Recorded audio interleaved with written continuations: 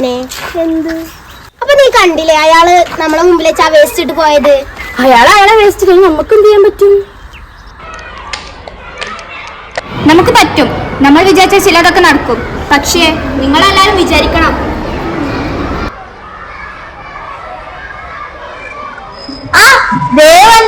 എന്താണ് ഇത്ര വൈകിയത്?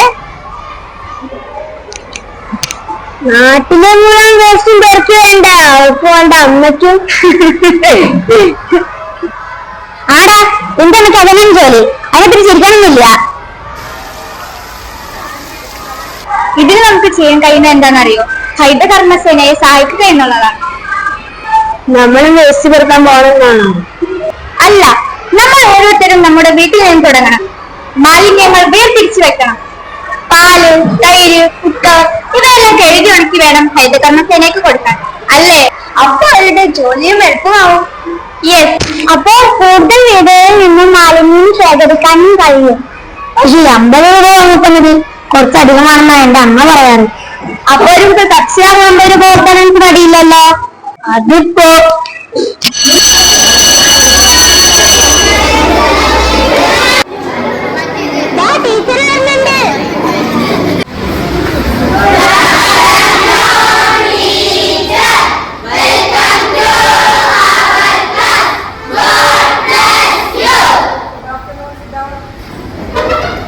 നമ്മളെ ഈ വർഷത്തെ സ്കൂൾ വർഷം ഗംഭീരാക്കാൻ തീരുമാനിച്ചവർ എല്ലാവരും അറിഞ്ഞോ?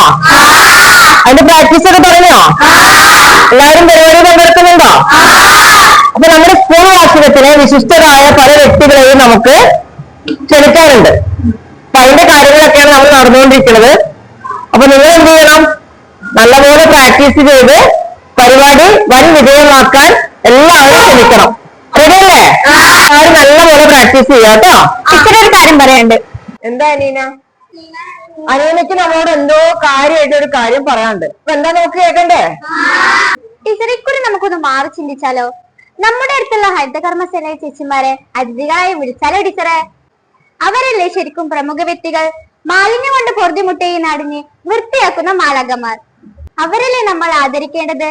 അവർക്ക് നമ്മൾ അറിയിക്കുന്ന പ്രാധാന്യം നൽകിയാൽ സമൂഹത്തിന് അവരോടുള്ള മനോഭാവം മാറും. അത്തരത്തിലുള്ള മാറ്റങ്ങൾ നമ്മളിലൂടെ ആകുമ്പോ നമ്മുടെ സ്കൂളിന്റെ യശസ്സും ഉയരില്ലേ? അനീന പറഞ്ഞത് എല്ലാവരും കേട്ടോ?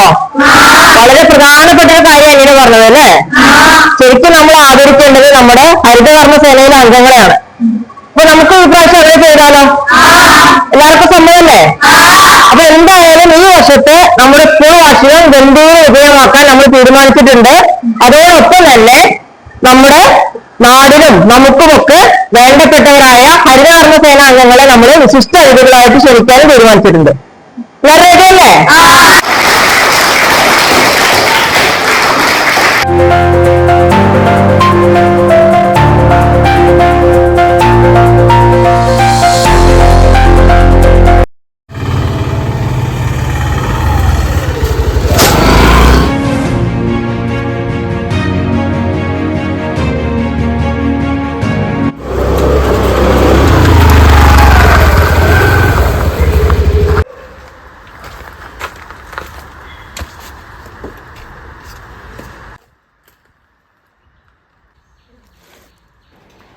ഇതിപ്പോൾ ഞാൻ അവിടെ കൊണ്ടിട്ടതല്ലേ, പിന്നെ ഇപ്പോൾ ഇതെങ്ങനെ ഇവിടെ വന്ന്?